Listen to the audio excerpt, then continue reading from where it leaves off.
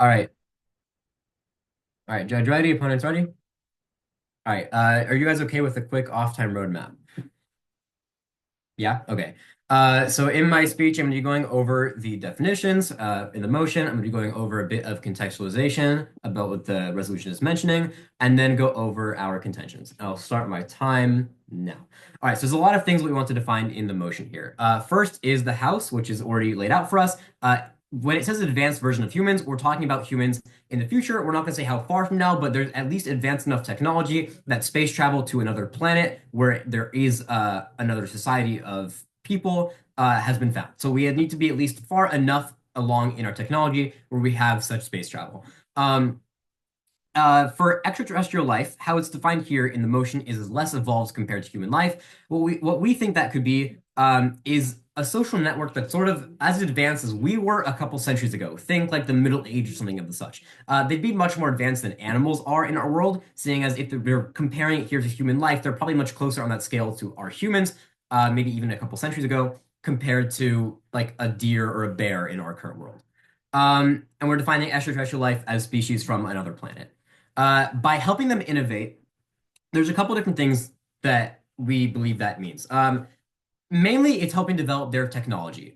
Because if we have the technology to reach over to them, and they didn't have technology to come over to us, then it's probably best to help them with technology and then also setting up their society in a way that's more advantageous for us because our framework for this debate is going to be net benefits for the House. We want what's going to be best for our humans because there's no real reason to help out the extraterrestrial just for the sake of helping extraterrestrial. We want it to be for us to advance our society. We believe that through helping out them, we can help us and our contentions. I'll get to why. But quickly before contention, I like to go over a little bit of contextualization for what this motion is about. For the situation that's happening in this motion, we'd assume that there's a highly advanced space program that's going to be founding this life or finding the life on this extraterrestrial planet. And it may be NASA, maybe some other world organization. It's safe to assume it's going to be an organization that's working with some sort of government, if they're having the highest technology of resources to find these people. And for now, we're going to say in our plan that we're going to keep this information mainly to trusted governments and official space programs. So most likely is going to be the governments that have the space program with them. So that being the US, maybe Russia, China. Whoever finds it will get the information, and whoever doesn't will hold off until later, and we'll get to when that later and what it would look like. And so these bodies of organizations are going to continue to work to keep it out of the public, just to make sure there's no sort of freaking out of the general public because that is an issue we can foresee if we immediately tell people. Instead, we'll work with the extraterrestrial people to make sure that we get off to a good start before we tell the rest of our society. So let's get into the first contention of how this is going to help out our society, which is just the first contention. First contention is benefits of helping them. And so first of all, the first thing we're going to do before we do anything that is advantageous for us, we're simply going to help them with any societal issues. Literally, we're going to go over them, we're going to meet up with them, and we're going to say, in the best we can, because I assume they're not going to be speaking English, but we're going to communicate in some way that we can to say that we're going to help you for anything you need. This is basically to make sure that we get on their good side and they don't attack us. There's no reason for them to immediately come to attack us because they have much less advanced technology than we do. So there's no issue of them immediately trying to overthrow any astronauts that reach their planet. So we're going to help them with any issues they may have, maybe societal, maybe technological, whatever. Just making sure they don't get as good as we do, so they don't overthrow, but building trust. And also, again, these aliens have the brain capacity as humans. They are not on the current level that we are with our technology, but they're still as we were a couple centuries ago. So they probably have enough brain capacity to realize that we're helping them and therefore we should be trusted. This is an important part of the step to make sure that nothing bad can arise in the future. So we move on to sort of a phase two, where once we've built trust, then we can start getting our side of the deal. We can, in exchange for our ideas and resources, we can get their materials and their land as a planet. There'll also be more people, being them, to be able to do labor and help them work and kind of integrate into our working class. And there's a lot of reasons why this may be good for us. If our efforts are in space travel, as Eli, seen by the fact, yes. so you want to colonize the other society? Yes, that's something that we wanted to bring up soon. I'll come to it now if you asked it here. We're not going to be colonizing in the sense that maybe Britain did during their rise. We're trying our very best not to be better than them. Even we're trying to make sure that we have the best technology of them so they don't attack, but we're trying to talk to them as equals as best we can, with a little bit of a safety rule to make sure they don't attack, of course. But we want them to feel like we're our friends, not enemies. I hope that answered your question. Um, and so if our sights are set on space travel, seeing as we have all this technology to get us to a different planet, we would want extra materials, land, and workforce to help further that.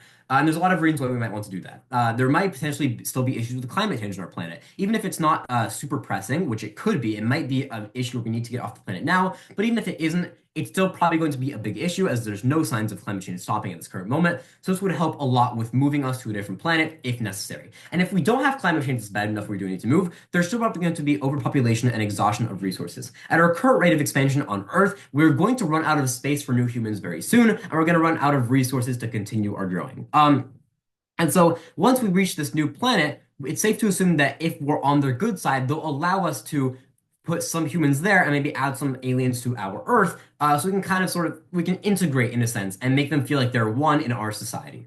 And this is just some of many reasons of why it may be helpful to integrate in a sense, put these two species together so we can work together for the greater good of humanity.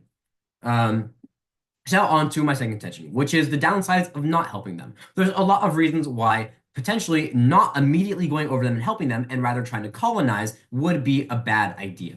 And so here's the first thing. There's a potential they could potentially turn on us. If we don't take the time to help them immediately, they could choose to destroy us and help and ruin any chance that we have with further space technology. And even if we decide to do nothing instead of actively trying to colonize them, we could be losing out on resources and potential allies that would mean that we wouldn't get any of the benefits I laid out in the first contention. If we avoid them, we're essentially not befriending them, and therefore we're not hitting any of the benefits that I mentioned earlier. And if we choose to try to destroy them and act as Britain did when they first came to the Americas, or as Spain or any other European country, then we're destroying a distant civilization, and while we're also again losing potential allies, we're also going to be finding an enemy in them. And if they eventually somehow find some of our weapons that we accidentally left there, they could from there evolve and become more powerful than we are, and we definitely don't want that. No matter what, eventually the public will find out, which is a thing that I wanted to mention really quickly. They're going to find out at some point. It may take years, it may take decades, but at some point when they do come out, we'll hope that this trust that we've built will eventually lead to the general public being like, wait, maybe they aren't so bad, and we can learn to be friends with them. Most people are going to be okay with that. And while there's some that won't be, I believe that if the governments are on board with doing their best to help them, then we're going to be in a better place to improve society. And that's why I just believe we should let it go about in this debate. And that's the end of my time.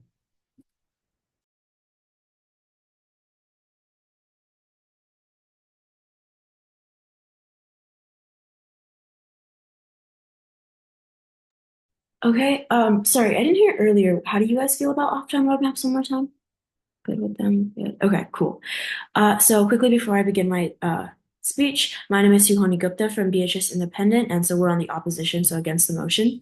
And as a quick off-time roadmap, I'll start on top of the case, just going over framework, a few refs to their top of case. Then I'll get into our stance, our three contentions, and then refs to their case as follows. Is everyone ready? Cool. My time begins now. So, as I said, we stand firmly against the motion. This House would help the extraterrestrial society innovate. So, starting top of case with framework, judges, this debate should be evaluated on net benefits. So, which world preserves autonomy, promotes progress, and just avoids harm for both societies rather than just this House? I'll get into that in a sec. But throughout this debate, we're going to ask you guys two main questions. First, does intervention help the extraterrestrial society grow? Or does it actually disrupt their own natural path? And then, second question, does getting involved put humanity at risk by draining resources and inviting conflict? So I'll get into this in our case itself. But if we prove that intervention harms either society by creating dependency, instability, chaos on either side, or we show that humans lack the resources and incentives for such altruism, we win this debate. So, judge, starting at the top of their case, while the government focuses only on benefits for humans or their approach, like for just this House, we'd say that their attempt or their approach is short-sighted, it's risky.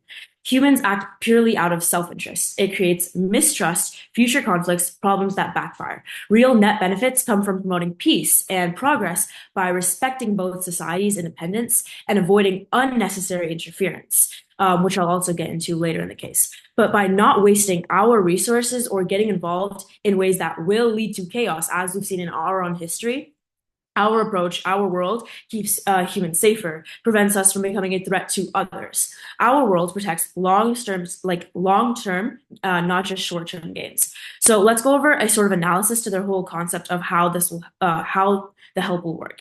They say that we will help the other less developed society with societal issues to make sure we get on their good side. That's why it's important that we help them right away, not later. We have to help them now. We're not colonizing. This is everything they say. And they will have the brain capacity to trust us as slightly less advanced humans than we currently are now, so from the Middle Age. Then they say that once we build trust, we can get their resources and land to further help our resources. Now, let me tell you why this analysis is very, very flawed. First of all, they try to make this distinction between their plan and colonization. But let's be clear, that's literally just colonization, textbook definition of it. You can search it up. Just because you go in with the pretense of, I'm going to be kind, I want to be friends with you, does not mean it's not colonization. That's how they always enter. Time and time again, colonization comes to places under the false pretense of helping the ending, and they end up stealing everything that they have.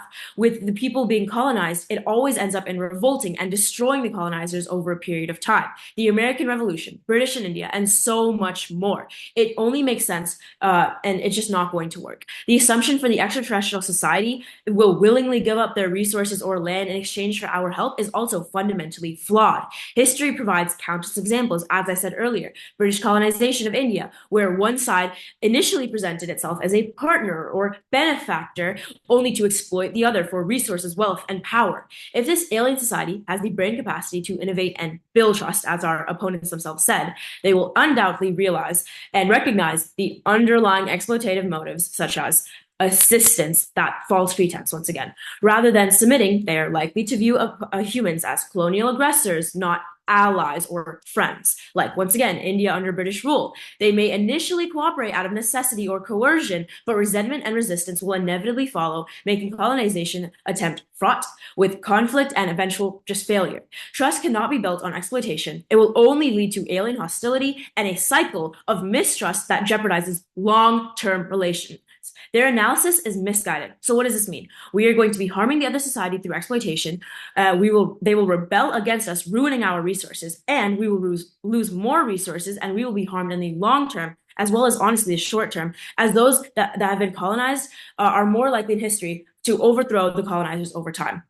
So our stance currently, so helping the extraterrestrial society innovate would drain human resources, create significant security risks, and destabilize both civilizations. History showed that powerful societies attempt to help the less advanced ones. The results aren't mutual progress, they're exploitation and collapse for both of the societies. So, first contention, human nature, just honestly resource dilution, going off what I just said earlier. Judges. Intervention would be a selfless act, wouldn't be a selfless act. It would come at an enormous cost to humanity. Innovation requires significant financial, technological, personal investments that humans are unlikely to give without expecting something in return. History shows, even our opponents themselves said, we would not help unless we receive something in return. History shows that humanitarian efforts on Earth come with strings attached because humans prioritize their own survival, their own progress. Just think about it, Judge. Colonial expeditions didn't help other societies. We've seen this so many times in history. They sought land, resources, and wealth because maintaining empires drained human labor, money, and time. And then colonizers literally lost all of their power over time and didn't get any of the benefits themselves. They were pushed out. Post-war reconstruction, such as the US foreign aid, were motivated by political interests, self-interests, such as securing influence during the Cold War. Helping another society innovate would require mass financial and scientific investment that humanity cannot afford. I've said this once, I'm going to say this once again, especially when we have unsolved crises at home, climate change, poverty, political instability, technological gaps. Even if we're more advanced, that does not mean these problems do not exist. It makes no sense to dilute limited resources or have an unguaranteed outcome, especially when it serves no direct benefit. The Earth has finite resources. We have finite resources. We can't help them. We would not help them. Humanity would weaken itself, spreading resources thin, losing its competitive edge just in general. Our environmental crisis, economic needs, scientific goals demand that we focus on ourselves, inward, even if we're doing space expansion, going out there in space. By attempting to uplift another society, we are honestly just jeopardizing and pushing ourselves down, jeopardizing our own stability, our own future. So our second contention is social and political instability. Judge, when humans provide advanced technology to a less evolved society, it creates chaos for both societies. I said this earlier as well. History has proven that interference sparks conflict, corruption, competition. Additionally, helping the extraterrestrial society creates political rifts on Earth about ethics and control of its intervention, even if it's hidden from the public, which, another thing, is not good. The nuclear arms race began with sharing of technology that ultimately divided the world and increased global insecurity. International economic aid leads to corruption, political struggles over how resources should be distributed, and worsening existing problems. When we're going into space, which governmental body is going to be helping? Which one is going to be receiving the potential benefits? It just doesn't make sense. It's not reasonable. Intervention will open up dangerous political debates about control, access, accountability. Who decides what to share, when to stop, how to manage failures? Earth itself is politically divided, as we've seen with so many wars. Adding to the weight of intergalactic interference will create increase and just surmountably cause instability. Furthermore, if extraterrestrial society's innovation leads to war or internal collapse, humans are to be blamed. It's going to create animosity, retaliation, just overall war. Think about this, Judge. How will it work if all of these are just divided governments? Humanity, once again, risks unnecessary involvement in conflicts and political crises that drain resources and endanger peace. Instead of progress, we breed instability. Then we have our third contention, which my partner will add on to: security threats and future conflict. We tell you, by empowering an extraterrestrial society, humans inadvertently cause a future threat. Even if the society seems peaceful, history has shown that technological growth often leads to conflict once power dynamics shift. Worse, other societies, if they exist, could view humans as an aggressor. As I talked about earlier, my partner will add on to this, but therefore, we strongly show that any sort of colonization, it's just not right. It's not going to happen, and we strongly urge that you should vote for the opposition side. Thank you.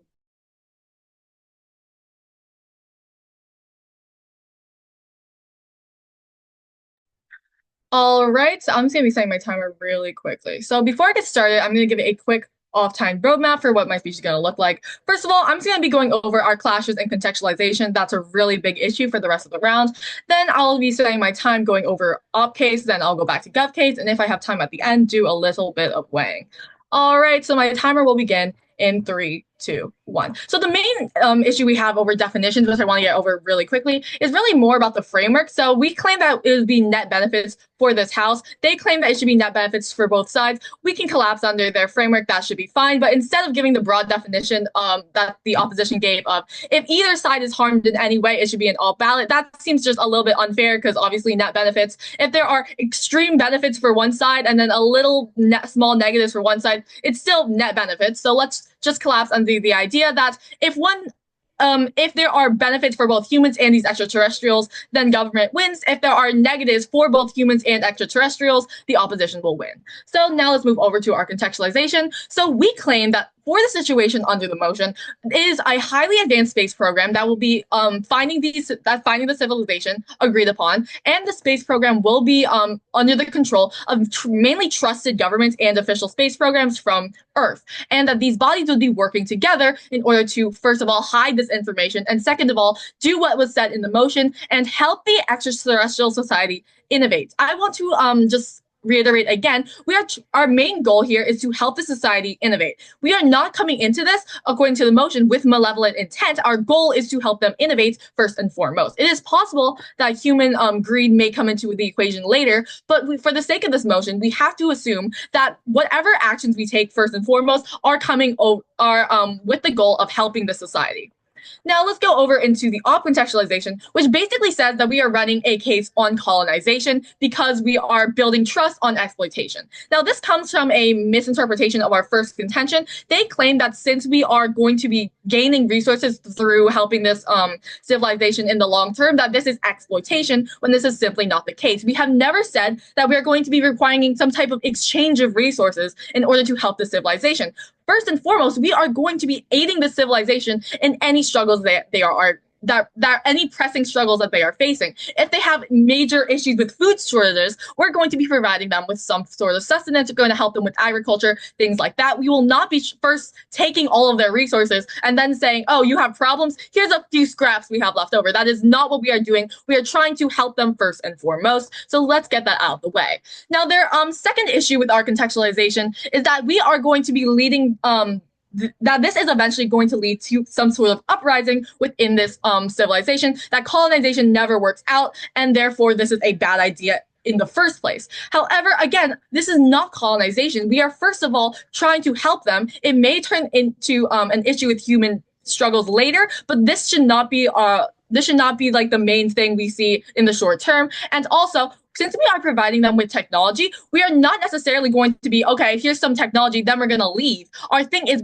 our entire case is made around continuously helping and working with the civilization every step of the way. We are not just going to hand them some guns and say, okay, let's get out of here, let's go back to Earth after giving them some resources. We are trying to stay hand in hand with the civilization. We are not just going to up and leave. So the chances that they're going to somehow create a giant uprising in the while we are working hand in hand with them, that is simply an unrealistic thing to say. Now, let's go into the opposition's contentions. Their first one is about human nature. Now, as I said before, this contention is mainly about long-term impacts. How will this intervention shift and change in the future? Now, they first off claim humans are not selfless creatures. Of course, that is entirely true. We cannot assume that all humans are going to be entirely selfless, and their second subpoint is that there's going to be a lot of money spent on helping the civilization. Now, what they do not address in this contention is that there are going to be issues going on Earth with the humans, right? So in order to solve those issues, if we are this advanced civilization, clearly we do not have the resources back at home, back on Earth, to solve any pressing issues that humans currently have on their home planet. We don't have enough issues already to solve any issues that we have on our current planet. We cannot just say that if we do nothing, that these issues are suddenly going to be resolved. We have to take some sort of action, especially if we are humans in the future, where current issues such as climate change, poverty, world hunger, those things are probably not going to eventually just get solved in this world. And in order to solve them, we need to take action, which would include interacting with these extraterrestrial beings. Now, I'll go into how we're going to be doing this in more particular detail when going over government case. But first of all, the idea that there's going to be a lot of money spent and selflessness, that is not going to be the case, because humans want to better themselves. They want to better their own society. And the best way to do that with minimizing harm for humans and for these extraterrestrial beings is to help them and be benevolent from the start and stay that way. So next, moving on to their second contention about social and political instability. They're basically saying that the idea that governments are going to actually work together to solve any issues and interact with aliens, that is not going to work. So this comes with the idea that, since Earth's governments are already so divided that they're already fighting with each other, there's no way that they can possibly work together to solve one issue. But we can already see this, how they that Earth governments, first of all, they can work together. We've seen this with the climate crisis and the hole in the ozone layer. These things have been changed, so governments can work together. But more importantly, these governments are working for the betterment of their own society. Of course, governments are trying to better themselves, better their people, have a better society. And by helping these civilizations, by aiding ourselves, by getting ourselves new allies and giving ourselves more natural resources in the process for the future, we have to be doing this in order to save Earth, and therefore governments would likely agree in order to do this. Now, also, one last thing, the idea is that we are helping a society, right? We are helping a race of people. We can say that these people that we are helping are advanced enough to have some sort of semblance, to have an idea of how to get the natural resources from their land, to know that if we were to suddenly turn malevolent, that there will be some sort of hint guiding them. So we cannot just think that, okay, the space race is just going to have absolutely no idea. If we decide to turn on them, it'll be completely successful. Humans are going to know this, and humans will not be willing to take the risk. Even if we're going against basically what would be colonial human race, that is still going to be a huge risk for humans on Earth. So it is extremely unlikely that we are just going to start turning on them, have a war, start destroying their civilization if we were to go into Up World. Now let's go into their contention 3, which is, they didn't finish this, but it's mainly about how there's going to be a future threat, and how giving them technology to help them grow will lead to a shift in dynamics while they are going to rise up against us. First of all, this is combated by the way that we will be working hand in hand with these extraterrestrial societies. We're not just going to leave them be, allow them to develop, allow them to harbor negative feelings towards us. We are trying to make them like us. We are trying to make them think that we are aiding them, that is in their best interest to continue working with us, which we have proven by the fact that they will have issues of their own that we can help them fix. Now let's go to our contentions. So our first contention would be about the benefits of helping. So first of all, again, our plan is to help them with any pressing societal issues free of charge and eventually aid them with their technology. And since they are basically seeing us as some godlike beings, they are definitely not going to be harboring negative feelings against us, especially not at the start. So the opera against this is basically that it's colonization and how colonization is bad.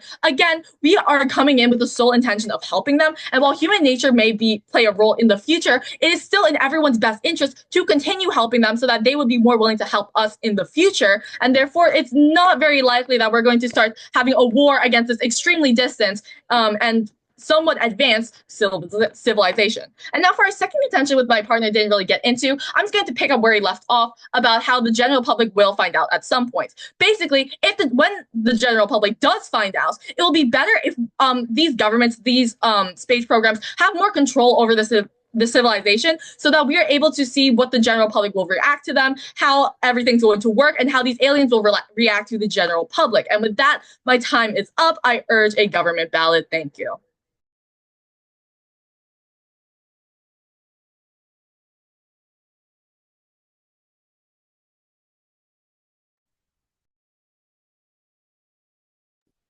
All right, just give me 1 sec to set up my timer and I'll get started. Okay. Just for like a super quick off-time roadmap. Hello judges, my name is Javier Steiny. I'm the second speaker on the opposition side of this debate. I'm just going to start off by kind of going over the top of case in the framework, then I'll go on to some refutations and then some rebuilds to my own points. So if everyone's ready, I'll begin my time right now. All right, so first on to just sort of the framework, it looks like the other side has conceded that we will be going for net benefits for both societies. In this case, honestly, we would tell you that our opponents have basically conceded their win for this round, and I'll explain exactly why we have actually won based on this specific framework in terms of this round. So first, let's kind of go on to like this big misconception that their analysis rests on in this round. Because first, they tell you that we do not have any resources on Earth to help people at the current moment in time. And then they tell you that the first thing they will do is that they will help these people innovate. So if we don't have resources at the current moment in time on our own like planet within our own society, how exactly would humans go into this other like society and actually provide them resources in the first place? Like that whole entire analysis, protected time, that whole entire analysis just does not make sense in any sort of way. And so again, they rest on an assumption that does not work. Now, in terms of this analysis, we kind of tell you how like every aspect of their plan will actually lead to harm. And I'm going to give you like a sort of top of case overview that I'll delve deeper into when I refute their specific contentions. So the first thing that is really important to recognize is that their plan and like this sort of analysis is basically colonization. Like when people colonize, we are inherently, first of all, harming the colonizers because their resources are being stolen. Like they tell you that like we're going to be helping them in the beginning, and then like later on, we're going to be like just taking their resources. We still tell you that that is colonization. And when we think of net benefits for both societies, if they do concede that they will then steal their resources later on, they are just agreeing that they have more harms in terms of net benefits. Now, even if you believe that they say like they are providing resources when they themselves concede that they can't do that because we don't have those resources on Earth, this is harming us in the long term because we're just depleting our resources even more, and we're inherently harming our own society to the point that we can no longer exist because we already have finite resources on Earth themselves. Now, Eli, yeah. are you saying that the problems that we were facing in colonial America are the same as the problems we're facing in current America?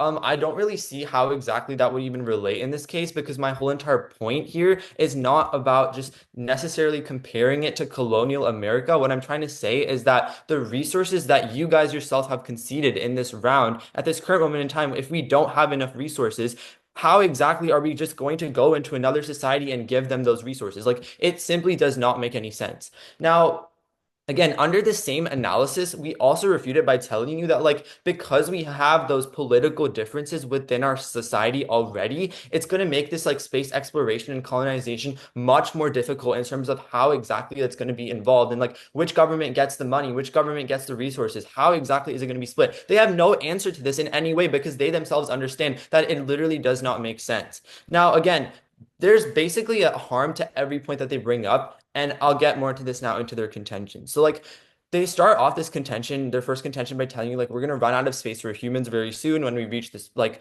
point. If we are on the good side, like they're gonna give us resources. Again, first we tell you that like if these people have like that sort of like brain, the same brain power as humans, as our opponents stated in their analysis, then they're gonna realize that they are being exploited at a certain point when if the humans are just coming there and like saying like, oh, we're gonna give you resources. Obviously, they're gonna be able to tell that these people are trying to exploit us at a certain time. Like we've seen this again in the past. People always realize they are being exploited, and that is what causes them to rebel against colonizers. And they also tell you that they're just gonna like be helping them in the beginning, and then they're gonna transition into like stealing their resources. Like, how exactly is that gonna work? Are you gonna like still keep giving them resources while you're like stealing their resources? Like, it doesn't even make sense in terms of the round. And then in this contention, they also keep telling you like we're under the pretense that like according to the motion, the first thing we do is innovate. That's not true because the motion is asking us to debate whether that would even be the first thing we do. We tell you that as human societies, when they go into these other societies, they're firstly going to have that goal of colonization. They are not going to have a goal of helping these societies. Again, come back to that point of human nature. We tell you that humans are going to be inherently selfish in the case when it comes to like exploiting resources of other countries.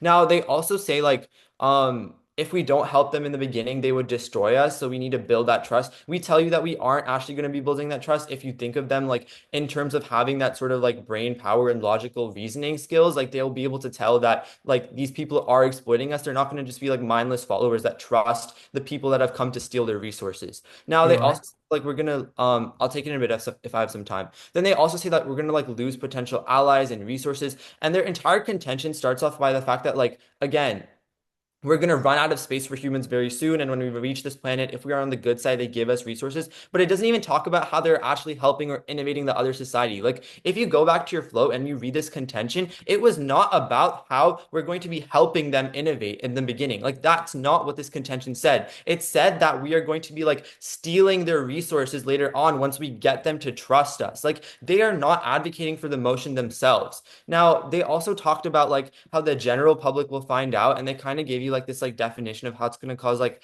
all of these societal issues and concerns. But we tell you that like this is non-topical because literally, if you think about it, delaying the truth doesn't just prevent panic. It just makes it worse. Like we're only going to be making things worse in the long term. So while they give you like all these short-term things that might happen, we tell you in the long term, we're just making things worse. Now, again, our opponents argue that like the public won't find out immediately, but we tell you that first delayed discovery will make more distrust like ensue in society. And we also tell you that like leaks always happen and there's like no actual like if the plan is just to manage the public, like what's the timeline of telling them? Are we ever going to tell them? Like how are you preparing these people for the news? Like they have no actual understanding of how they're going to be like, telling the general public any of this information or hiding it. And so like we would tell you that that actually ends up having no impacts in this round. Now, it's really important to note that like our opponents are contradicting themselves because like they can't seem to decide whether we are helping the extraterrestrial society for their benefit or if we're helping them for our benefit. Because in this round, they have not been able to prove that they are doing both. And while we have proved that we are harming both. So like if we're helping them for their sake, then why are they claiming that we need their help to solve our problems? Because that's basically just like an extraction mission of exploitation. And then if we're helping them for our sake, then that isn't about building trust. It's about exploitation. Those people will realize that. And as we've seen in history, exploitation will lead to resistance. It will lead to revolt. And then that's going to harm us even more. We're going to lose more of our resources. So again, in either case, clearly like we're just causing more harm. And then again, so in response to our first contention about, I'm going to move on to rebuilds now. So in response to our first contention about human nature, resource depletion, they said that they don't want to just up and leave. It doesn't make sense for them to like have an uprising and like we're not like proposing an exchange of resources. Now, again, come back to that misconception. They tell you that we do not have any resources on Earth. Then they say they want to like help these people innovate. That does not make sense.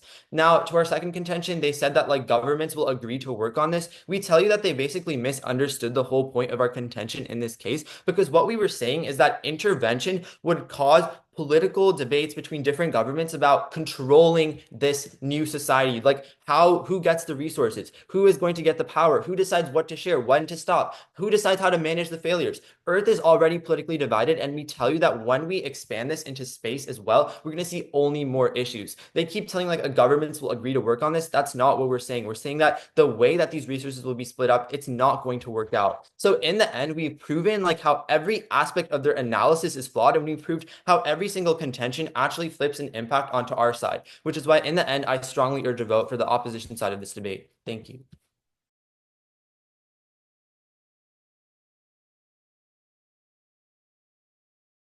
Okay, I'll be beginning my speech momentarily. Let me just set up my timer. Sorry, give me 1 sec. Okay. Okay, so as a quick off-time roadmap, once again, hi, my name is just Suhani Gupta, third final speaker for the op side. So as a quick off-time roadmap, I'll start top of case, just explaining how and why the op has won, then going over quick points of clash, and then finally going into some weighing, world comparison, and just concluding from there. Is everyone ready? Perfect. My time begins now. So, Judge, today's debate comes down to two simple questions that we asked earlier, but we're confining that to one question. Are we helping extraterrestrial society for mutual growth or for selfish extraction? And are we helping our society in terms of the actual long-term benefits? The opposition's case is very clear, whereas the government side has a lot of contradictions within itself. On one hand, they say that humans lack the resources to help ourselves. Therefore, we need to go outside to space. We need to be able to befriend these aliens to get help, to get their resources and such. But then they also claim that we have enough to power to help them and help them innovate, progress, even though we're more advanced. Honestly, the entire thing is just a mess on the government side. They make it very unclear. They don't know exactly what they're saying. They're contradicting themselves. On the one hand, they say they are helping, and helping is they say helping is exploitation. But then they also argue that we're only doing it for ourselves. Are we helping them? Are we helping us? Once again, doesn't make any sense. The two narratives cannot coexist. Our stance, on the other hand, has been consistent as the opposition. Helping the extraterrestrial society innovates. It does not create mutual growth. By guiding their society, we're not actually guiding their society. It just creates chaos.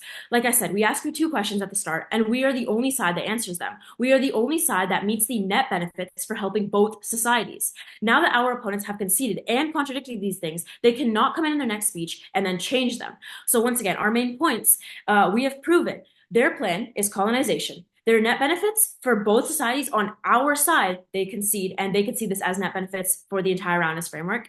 When people colonize, we are inherently harming the colonizers because their resources are being stolen. They'll be pushed out of society, and we are not helping the actual people that we're colonizing. And this is colonization. And then even if you believe that we will be providing resources that apparently we don't even have ourselves, this is harming us in the long term because we will be depleting our own resources when we have all of these climate crises on our own planet that our opponents themselves explain about the ozone layer and such. Political differences will not make this space exploitation and colonization easy because there is no way to understand how we will split, share, steal resources between even just governments, especially considering how divided the earth is in itself. There's literally a huge harm to every single point that they give up, and the colonizers will not be trusted. It just doesn't make sense, especially considering our opponents' own definitions. So let's look at points of clash.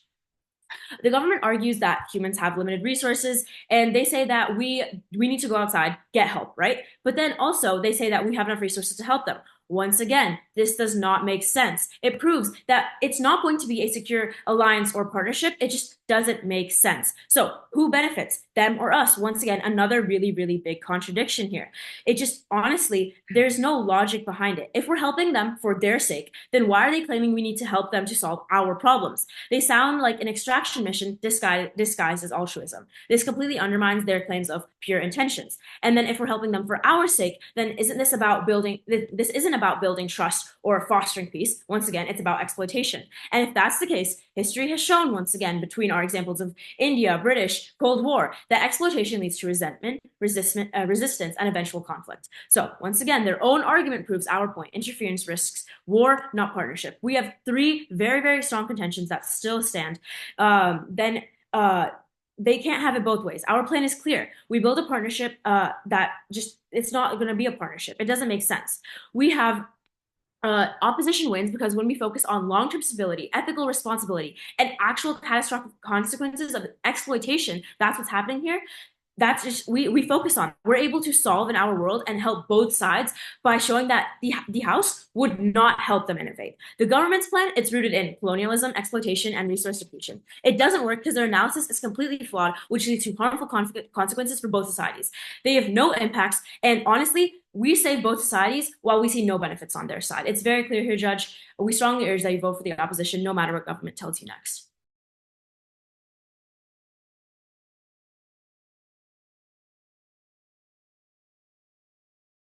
All right, hello, judges. I'll be offering a quick off-time roadmap. I'll be going over the main points of clash, which there were a lot of in this debate, and then going back over our points and doing some weighing for why we won this debate. And I will start my time now. All right, so the main issue of this debate is what they're doing is they're trying to explain why all the harms of this plan may come, and they're not like interacting with any of our benefits. So I have to go over again where the main points of clash are coming from and why they're not responding to anything that we're actually saying and why it would be what happens in our case. The first point is that our society will actually be helping them, not manipulating them. They tell a lot of their time talking about why colonization was bad, and we agree. The colonization that happened in the 1600s were bad for the natives. However, we're not coming with the goal of colonization. We're not trying to manipulate them and say that we're actually going to help you when in actuality, we're going to be taking their resources. What's happening is we're actually going to be helping them from the issues they may have. They talk about what colonization is bad. They don't tell us why it's bad that we're actually going to be helping them to gain their trust. And then once they come to this conclusion, they then ask where the resources coming from, which is a fair question. However, what we were saying is we don't have the resources to fix the issues happening in our Earth, such as climate change and poverty and things that are much grander.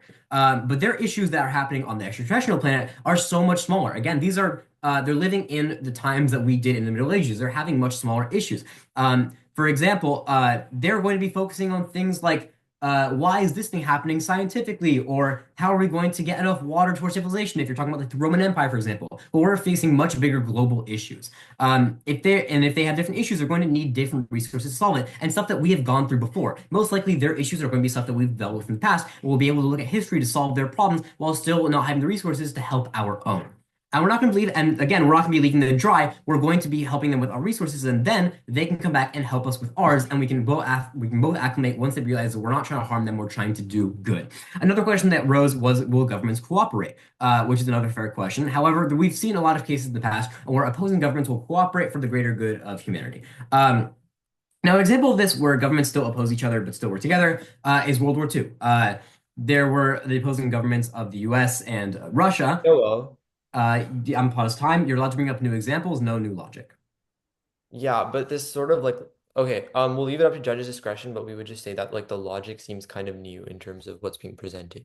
Okay, before we start time, I'm just going to say my partner brought up the fact of opposing governments coming together. I'm just providing examples.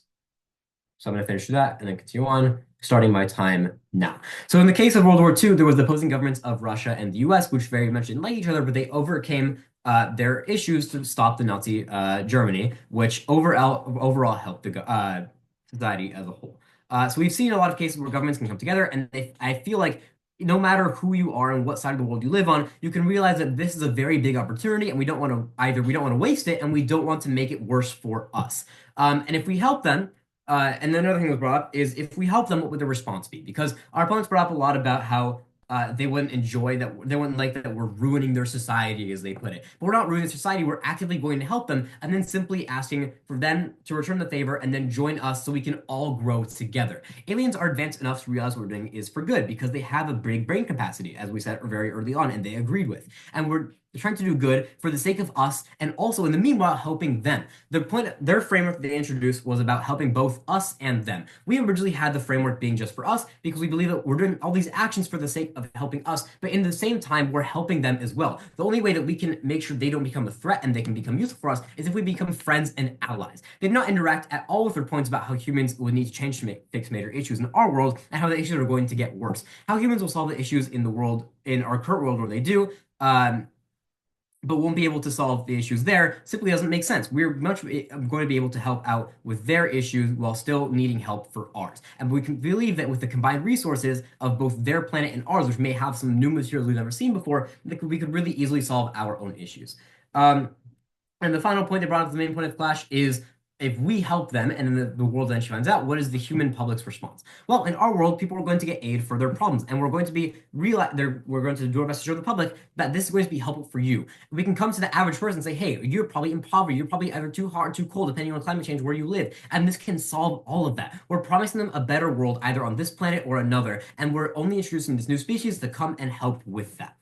In their world, humans will likely not receive help for their problems. They gave no example. They talked so much about why our plan is bad, but didn't interact with any of our benefits or any of why their world could be worse. They didn't talk at all about how climate change or poverty or any of the such would be helped in their world. What we're ending up going to see is Earth collapse when humans won't be able to eventually live on it. And this is a big point that they never responded to. This way, we can break up resources into different governments and help both the resources of the aliens and the resources of us to come together to solve everyone's problems and finally work together to advance our both species as a whole. So I want to really quickly restate our points and explain why they flowed all the way through and they won us the debate.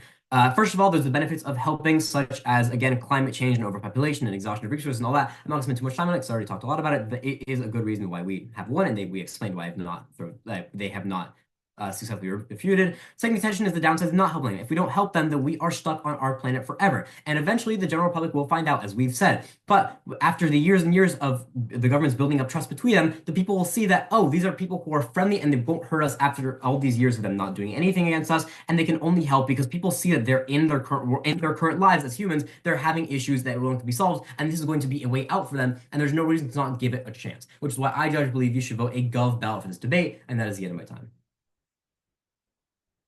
I feel like I missed something, but I don't know what.